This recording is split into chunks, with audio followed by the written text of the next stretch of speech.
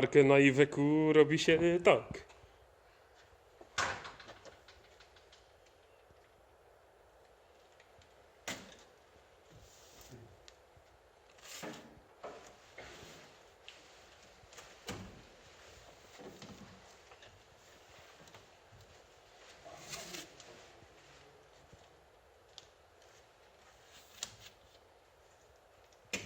Dwie warstwy, żeby lepiej trzymało.